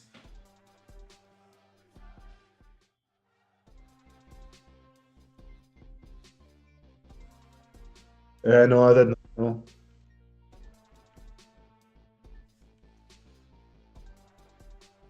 Where that's such a weird jersey though, man. Like what is that? White or yellow? White stuff. I like pinstripes, but I prefer the what is that? The purple or the blue or whatever. What was that? That you guys usually. Is this the city edition or what was that you were saying?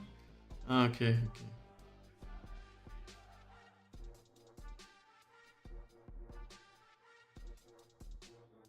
Never heard of him. Alright.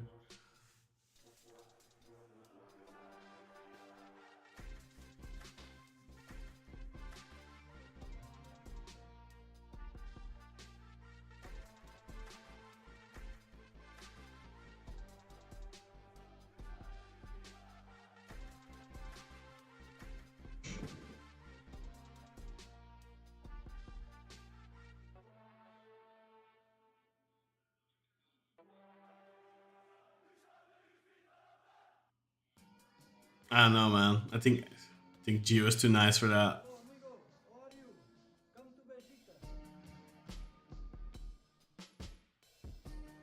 Oh, is that true? 9 from the 14 out of our set pieces. That's ridiculous. I mean, I assume that does count like a penalty and stuff.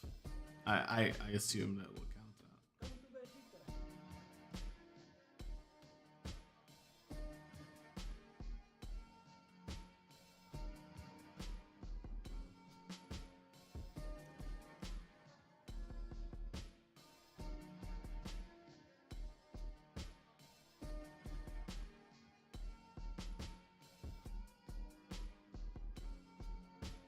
Hey man, that's the first thing I do when we wrap up after every episode. I convert that video into audio and I put it up straight away.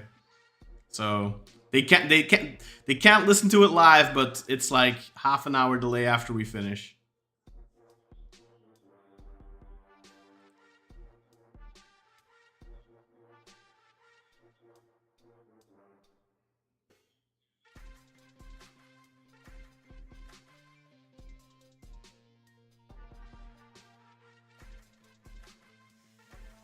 He's protesting, man.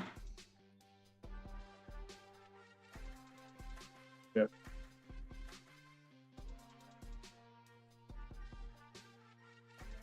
Oh yeah. They can't hear you, Sinan. What? I hear him.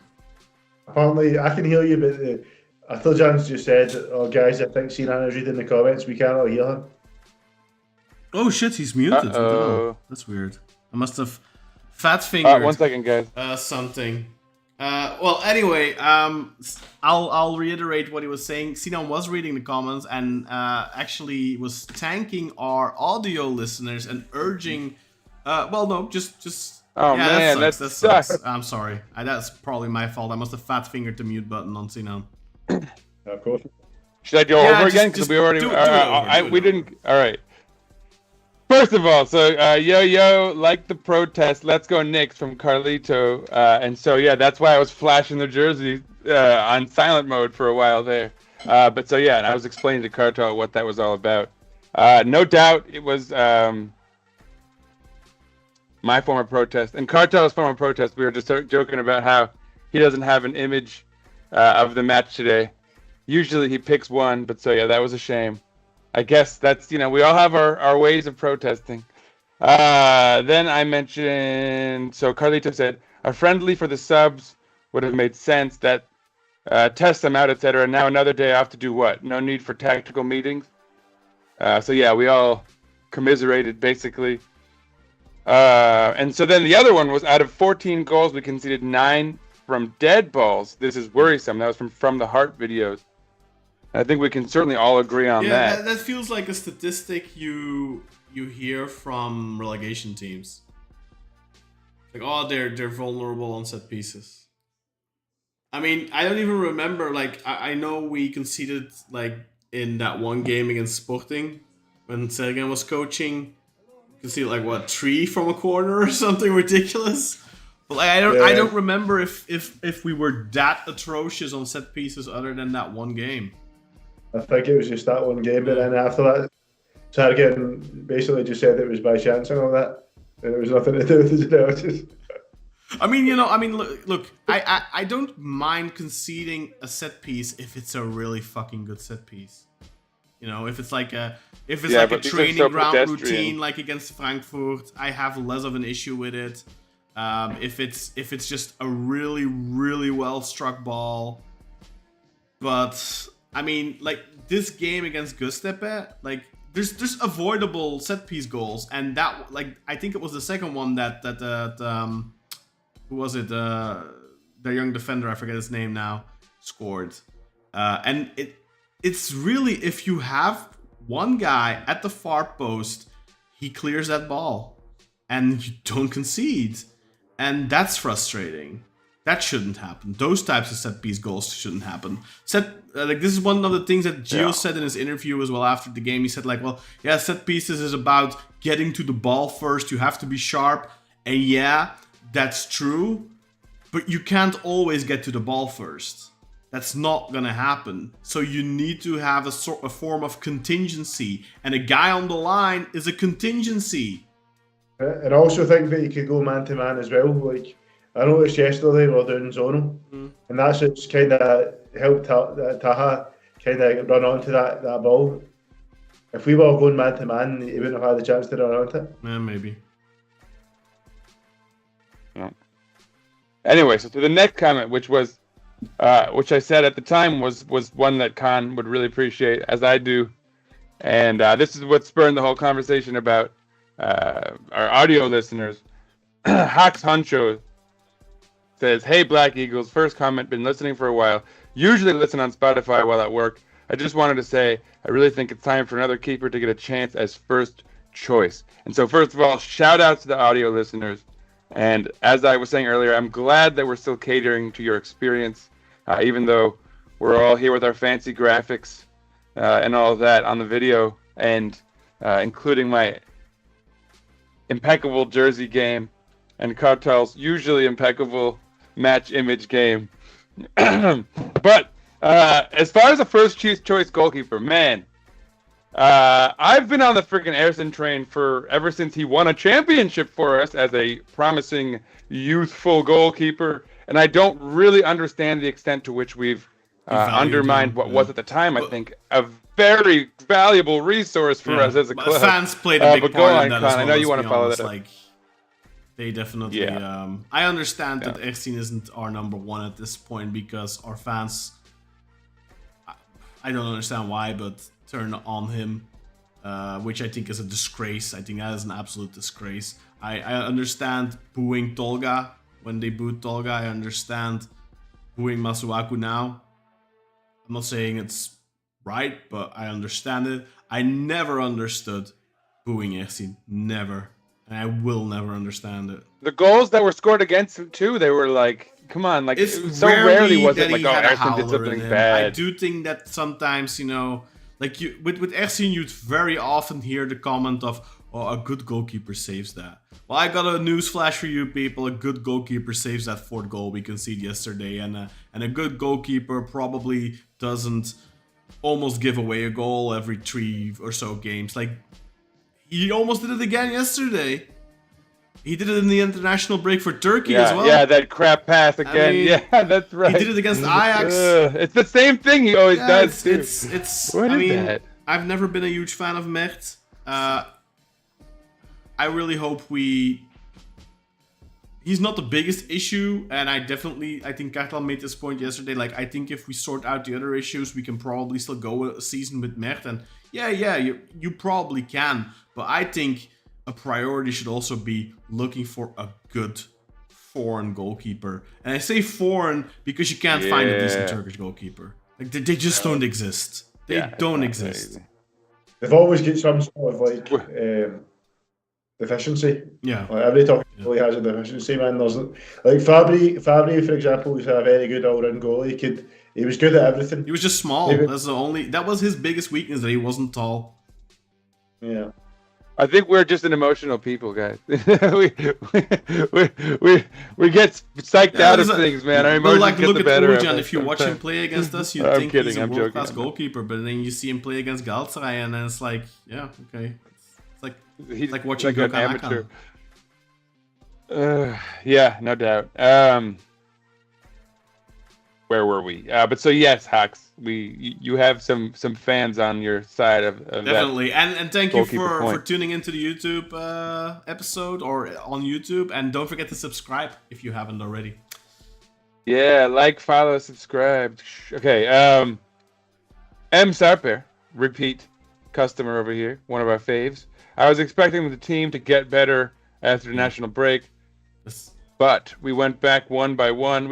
Step by each match we've sort of taken a step back, no doubt. Obviously, we couldn't make use of them. We've had two. We've had three now, and this I don't remember how we came out of the first one. I remember we went in it winning, but now like these last two, we've just come out of them worse than we went in them. I feel it's like yeah. He said it might be about those free days and Gio going back to Holland every break. I'm not aware of that. He went back to Holland during the last break because his son was ill. I can't remember anything else other than that. Can't really fault that. No, that's and I mean, his kid is still. I think his kids are still relatively young, so they're in school and stuff. And like, it's not the same. Like with Atiba, for example. Like, obviously, his kids were born in Turkey. They went to school in Turkey.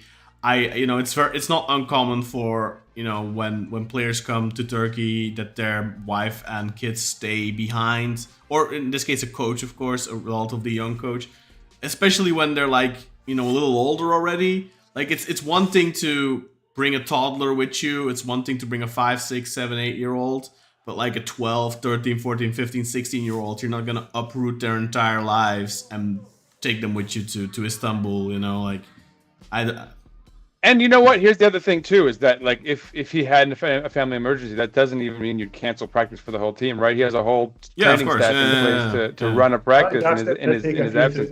A good few training sessions. Yeah. So there's no reason. For me, those are separate issues. Is what we'll agree on. Okay, continuing.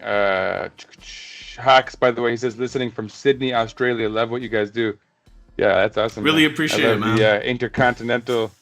Yeah, the intercontinental exchange here. Appreciate we really appreciate are all our international, listeners, of course, and especially the guys that comment frequently. But always love seeing new names pop up in the chat. Yeah, especially if you're longtime listeners and you've never really taken that step. Join us in the live chat if you can catch a live show.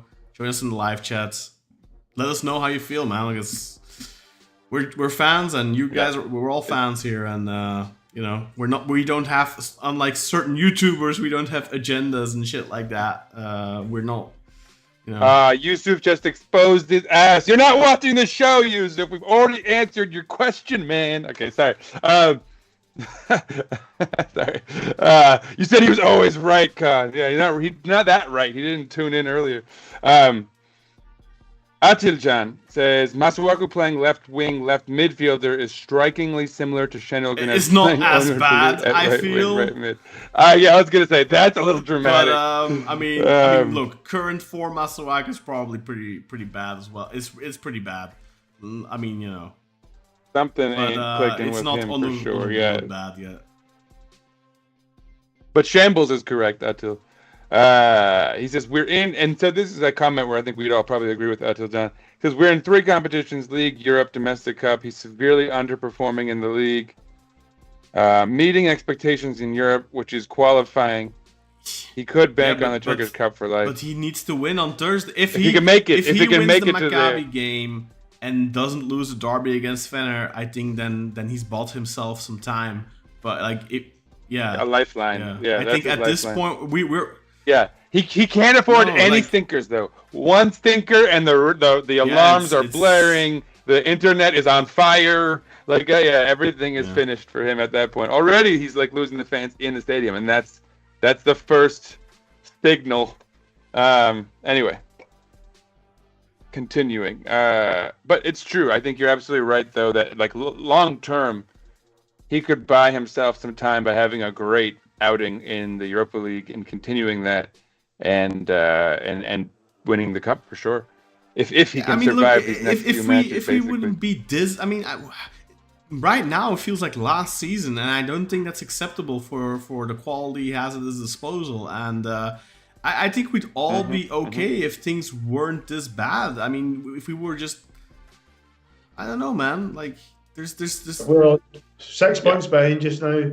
Yeah, six is fine. I wouldn't mind that. If we would have beaten Kasım Pasha, if we maybe beaten Göztepe here, and you can drop points in an away game. But Başakşehir, I think, given the form they are in, you should be beating them. But yeah. Kartal's waiting to hear Gaziantep. I know he is. Should always be winning that game. Antep was Masuaku again. I'm just kidding, it was Masuaku again with his stupid I know, cross that pass. fucking guy. What is up with this man? It's so infuriating. I remember us having conversations about how he could be an all-time great left back, and it's gone so downhill for him. I don't know why he's just lazy, man. Get his shit together, bro. He was never gonna compete with Adriano. Never.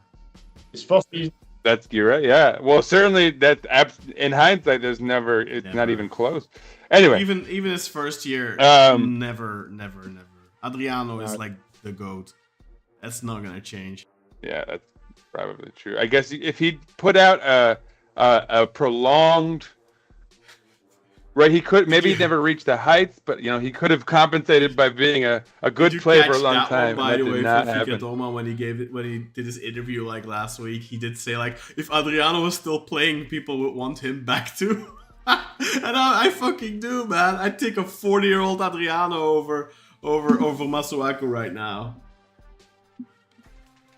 I mean, I'd take a 40-year-old Adriano over a lot of guys if he was still playing. Anyway, Athajan says sucks, but it is what it is. Guys, I think I'm just reading the comments. Oh yeah, we've resolved that one. Yusuf says, who should we get if Gio leaves? Sergio Conceição. That's Yusuf, you missed the conversation. You'll have to rewatch that portion. We had a bit of a chat. None of us really wants to see a Turk that among the currently existing crop of Turks. I don't see a realistic target. And beyond that, I think, like I said, I mean, if you this board should send out feelers to Conceição and like legitimately I think that would be like their last. I mean, I think if everyone's saying we should see out the season, but I don't think they can afford it though. I think they because of the elections in May.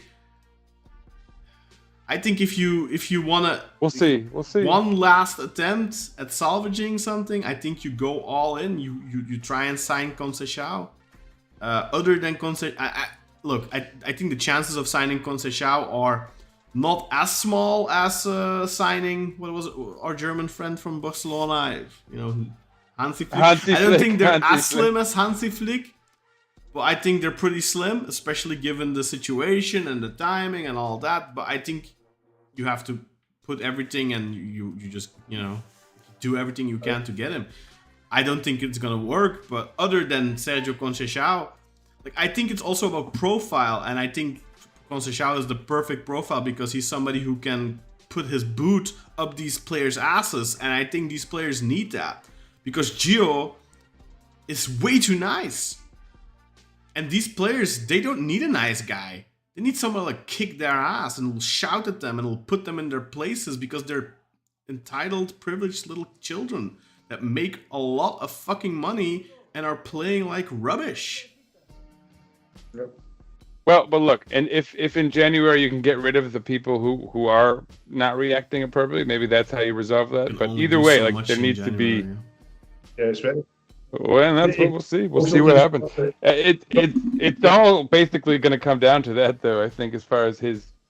If you can bring in a good replacement for Masuaku, that's a big problem solved already because he really is. I think right now in this 11. In the ideal 11, I think he is the biggest problem. I think it's a bigger problem than not having a really good winger. Because I think if Rasicka is fit and Simi is fit and Chiro is fit, I think you have a decent front three. Not good enough, but decent. But Masuaku, I'd at least put them on equal footing because I mean chance creation is I mean we definitely need that to such an extent that I would say it's I would even veer towards that being a higher priority, but I'll agree that's. I mean, I think they're even if level. For no other reason, the fact that if he's going to touch the ball, if they're going to boo him every time he touches the ball now, that's probably the best reason of all to get rid of him immediately. But anyway, back to the comments real quick because we have a couple more. That's the first I've heard of that. What? Who's who? Who's the rumor putting here. Those rumors out? What did I Emre Kocada? Yeah, no. Rumors have they don't need any oxygen on here. And I don't believe that. That's bullshit. I think. Anyway, so Grey Wolf. If there's more bad results, you think Gio will be let go? Just tuned in. You're going to have to rewind a bit because we did talk about this in detail, including your next question. What do you think the problem is? The coach, tactics, and player choices, bad players, or club culture? To which our answer was basically, to varying extents, all four of those. For the most part. Mostly the squad, though. Yeah, that's for sure. And then he jokes, bring Numa back. I think that's in relation to us talking about bringing Adriano back. He'd kick these players' asses, too. Yasin says... Yeah, he would. Yasin said it's okay. We have Rafa Silva. I mean, that is a bright lining in life. But then he said, by the way, there are rumors that wages are not being paid. So that might explain why the team looks unhappy. To which Khan was saying that's bullshit. He was, for those of you on audio, he was not referring to what I was saying. At first, I was like, whoa, what do you mean? I didn't say anything that's bullshit. But I was like, oh, okay, I see. And I think it's safe to say that I don't. This wages No, thing. I There's so many no. rumors. There's so many agendas. There's so many people propping themselves up to be the next president, and they're taking advantage of this sort of. If you want to talk about a rumor that's maybe realistic and perhaps really sad, is that Hassan Harat could be ill, and that would be perhaps even why you're seeing so many vultures swarming right now, trying to put these claims out and put themselves in position to, I honestly hate it. If he turns out to be ill, though, like some people are gonna look really fucking bad then, though. Like I think the Fikret Orman approach is the smart one then, to actually feign support and like that's the smart move. That was the only pro move that you've seen. And then you have these. Did you see Emre Kocada like gloating on Twitter the other day? And like everything I'm seeing, I'm not on Twitter these days, but everything that I'm seeing through the stuff you guys link, I want to vomit in my mouth like twice a day at the people who are capitalizing off of our club's chaos under the auspices that they are Beşiktash fans, which is why we're coming to them for information. You are not a fan if you're making a name for yourself, or worse, money off of the club's chaos, and if you're propagating it, and even if you're not aware of it, but if you're spreading other people's agendas because you're not vetting your sources, or maybe you're not aware of whatever it is that they're trying to fucking pitch, everyone, let's put a fucking moratorium on everyone spouting bullshit, because there's so much of it right now on the internet, and it is frankly going to destroy this club if we keep this shit up. It is not healthy. It is really not healthy for a club to have to deal with all this shit. Look, who can you trust, right? I mean, like, the media has had it out for this board since day one. Like, Firat Günayev, Serjan Dikme, all those guys, like they're not getting fed any news, and they've had a massive boner for this board the day they took office. And Ahmet Nur Çebi, that board didn't get criticism by those guys. And that's a reason for that. You can't take anything those people say serious. You can't take anything the trolls on. I mean, I'm gonna call them trolls because I think a lot of these people on Twitter, like 16-year-old kids with zits on their faces.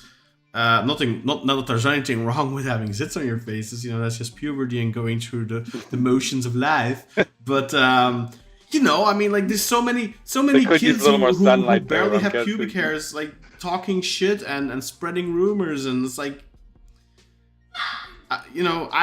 if there's one thing I think this board has in order, I think it's their financial household. I don't believe that players aren't getting paid. And even if they were not getting paid, I have a newsflash for you. Galatasaray have fucking won the last 10 titles without playing their players properly. I think Wesley Sneijder at some point, with their news out in like the international press, with players literally writing letters to each other. Sneijder didn't get money for like 6 months and literally just said, I'll get it eventually. It's no problem. So it's like no, like, there's not an excuse for playing like this.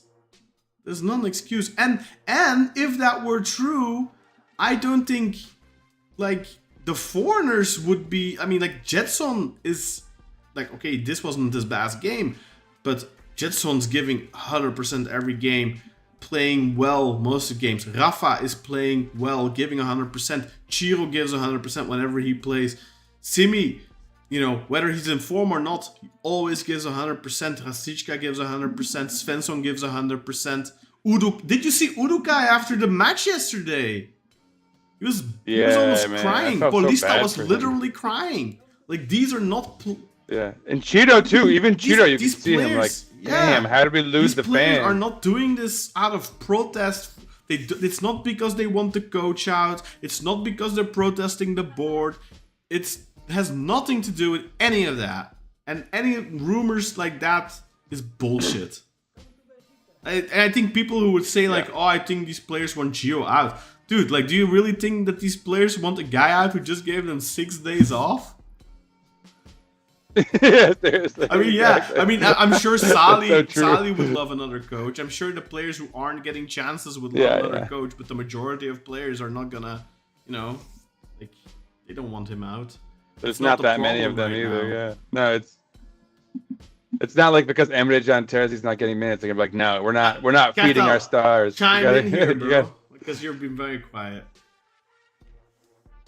I mean, I really don't think it's fair to say that players aren't getting paid if there's no proper like reports about it. So I don't believe it. I won't believe it until there's reports, and even then, I'd probably take it with a grain of salt. Just based off of the fact that really the media has had it out for this board since day one. If players aren't getting paid, that's like a dam with cracks in it, and there'd be water flowing, aka rumors, all over the place. Like that's literally the first time I've ever heard anything like that in regards to this board. First time. I don't know where you read it, Yasin, but yeah. Dispel that from your thinking. No, because really, like, and honestly, man, like, God, I've had such a better life since I got off Twitter, man. Like, I so much of the outrage on Twitter is manufactured by those 16-year-old fucking pimple-faced dweebs. Like, people need to, like, man, yeah, it's not the real world. But anyway, what's important is that this club is in a mild crisis, and some work needs to be done. We need to wind down, boys. It's and it starts 20 on to Thursday. 11 here. My kid needs to go to bed, and I am very loud. Yeah, let's do it. Let's do it. Is there any more comments we need to get to? Yeah, a couple more. Grey Wolf, we need a like Ruben Amorim. Yeah, that'd be great. Maybe we have one like at home, you know, in the back, in the youth. No, I'm kidding. Carlito, good to see you back. I dare not say it, but actually, a Farioli. I mean, look, he's definitely turned things around at Ajax, man. Like, he's killing it really now. He would have probably been a much better choice than. But then again, would he have gotten the time? I don't know. Yeah, right. That's our thing, like isn't it? the Ajax fans were not happy with Farioli until very recently, until they beat PSV and Feyenoord in like the span of a week. I think everyone was like, as soon as Ten Hag got fired at Man United, bring Ten Hag back. Yeah. Bring him back. Get him back. That's real, huh? Like, yeah. Of course. No.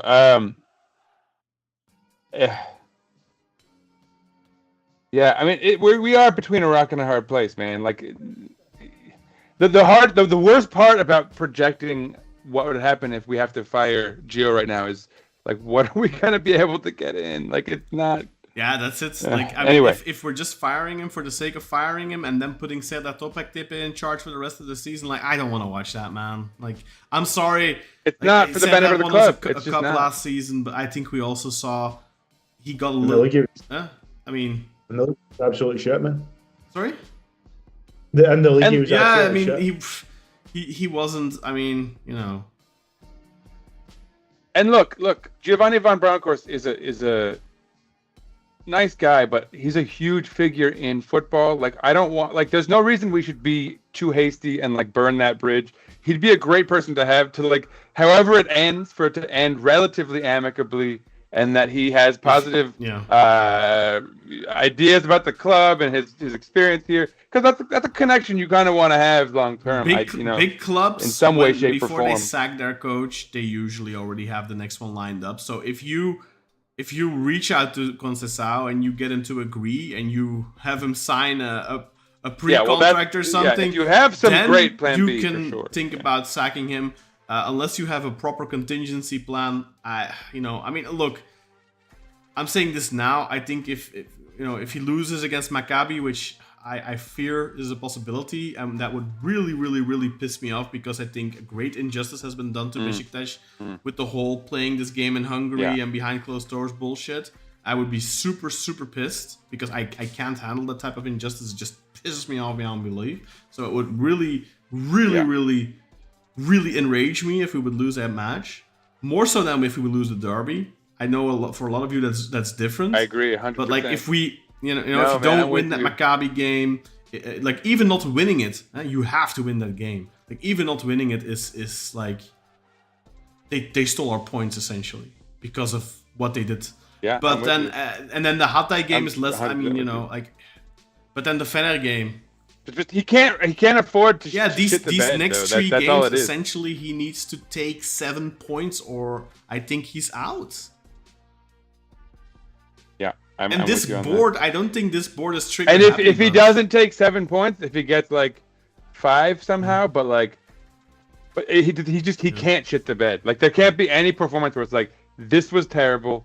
Right? He's got to show some impetus for change. I don't think this right? board So, is I mean, super it's reactionary, on him. by the way, because I think they gave Santos a decent amount of time, but they also didn't wait too long. I think when we all started getting to the conclusion of, yeah, sorry, this isn't going to work, they also came to the same conclusion and they fired him. A lot of other boards would stick with him because he's their big appointment. They didn't do that. And I think they're going to do the same thing with Gio. If Gio doesn't turn this around in the next 3 games, I think they're going to, take their conclusions. Unfortunately, I don't have a lot of faith that they will have a good replacement lined up because they have their track record proves that they don't always have their continuously. Unless Giovanni van Bronckhorst completely turns it around, a miracle occurs, and by just January we're singing his praises again. So. No, I mean, look, knock on wood, It couldn't happen to a nobody should be rooting guy, against and I say him. that with all.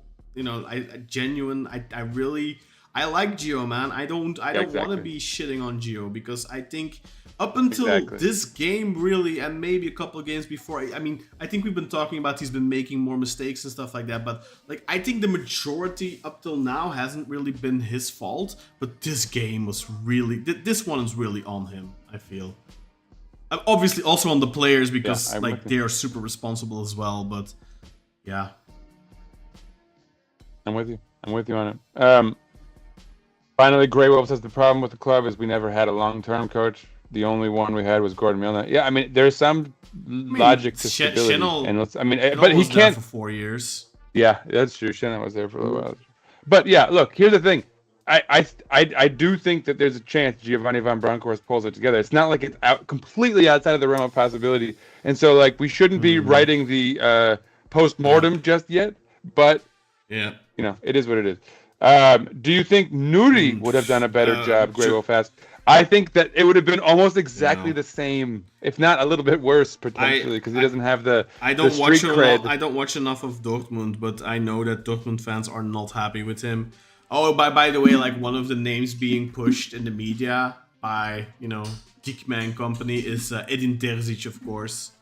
But I don't know, man. Edin Terzic was not very liked at Dortmund either. I mean, obviously he got them to a Champions League final, but I think that's one of those things. Like, that's the same thing with Gio, right? Like, oh, he got the Europa League final with Rangers. Like, that's Gio at Rangers, man. Like, domestically, it wasn't very successful. Yeah. I mean, he almost won the title and lost it on the last day.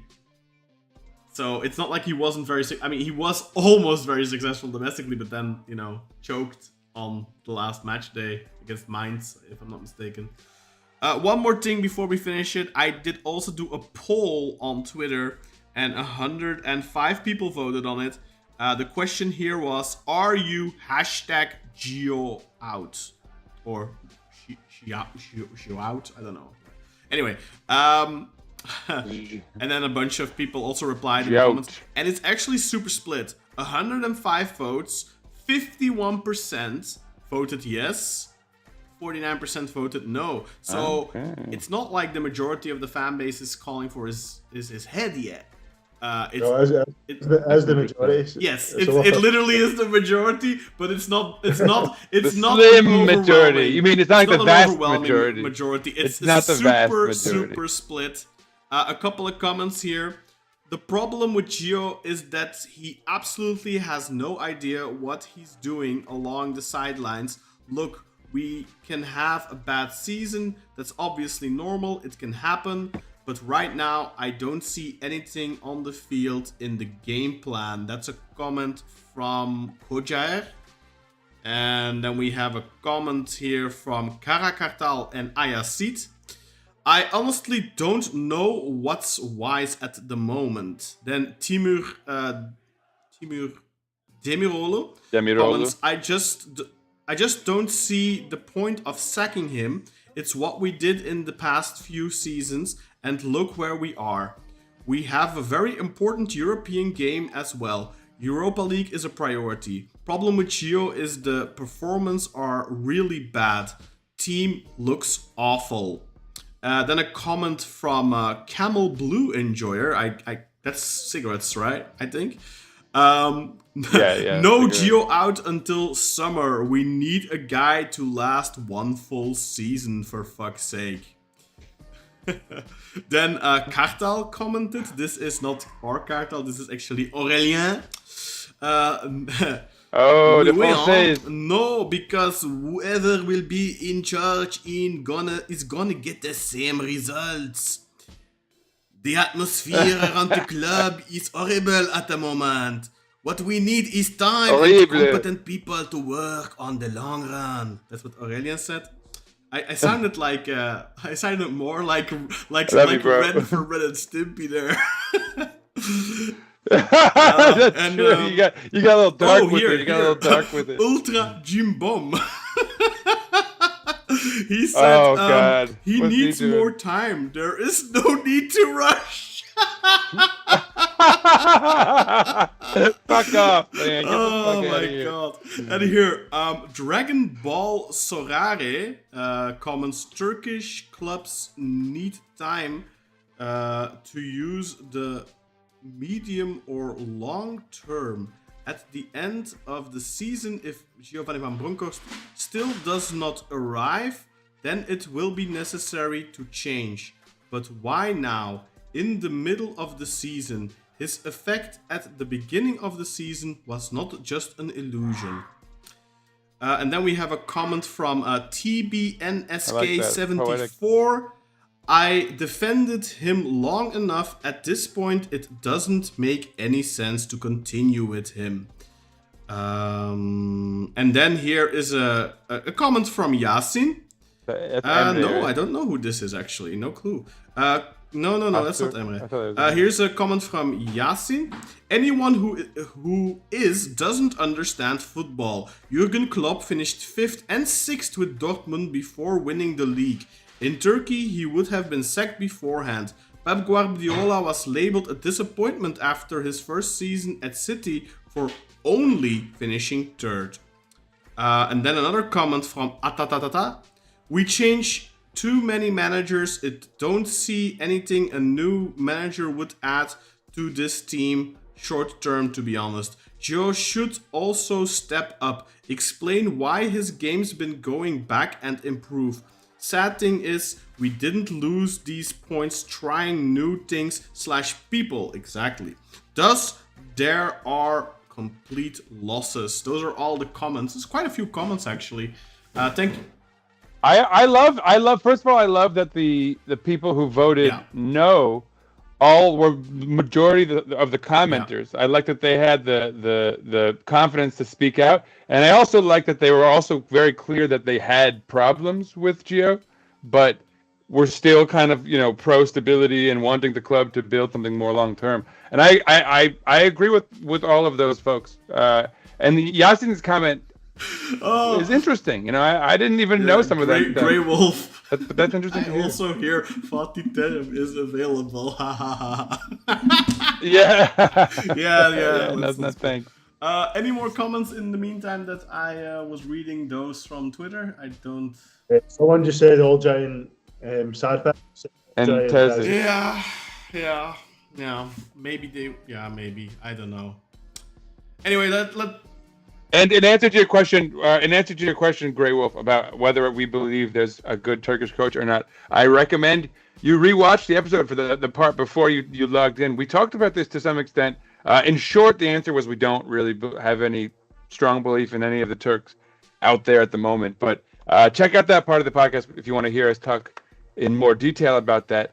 You probably want to wrap this up. So for those of you listening on Spotify, listening on Apple Podcasts, listening anywhere, thank you very much for listening. Don't forget to subscribe, but also check us out on YouTube at Beşiktaş Podcast on YouTube. If you want to support us through other means than only subscribing and liking and commenting and joining us in the live chats, which we all really appreciate. But you can also join us on patreon.com/Beşiktaş podcast. You will gain access to a lot of extra perks for just $1.99 a month.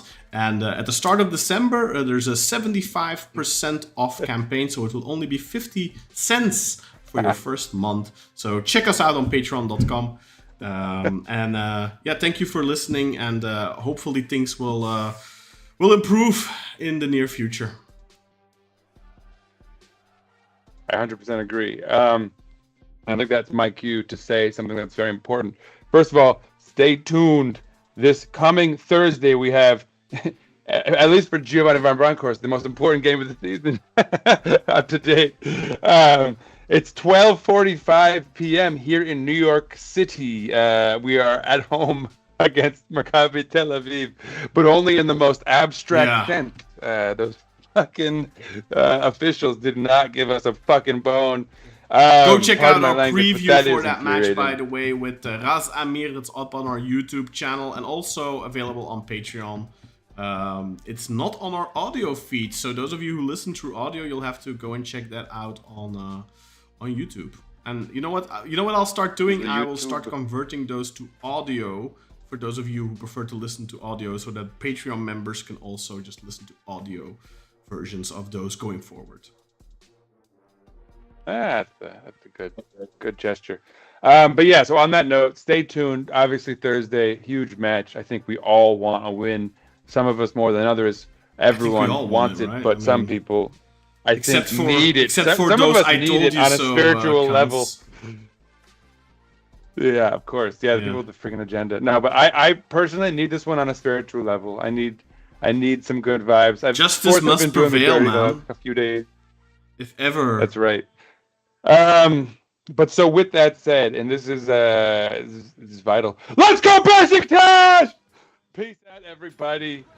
We'll be back on Friday, and of course, thank you very much. We have some new name. We got a new name on the board. So first of all, thank you, Ozkan Tezabati, Atulgan Malak, Paul O'Connor, Nathan Davis, Dara Henty, 1 and 2 and 3, Keith, Gregory, and of course, the almighty, ever impressive Dutch Eagle himself. Peace out, everyone. Thanks to our Patreon subscribers. You should follow and subscribe and like and all that stuff too. See you on Friday.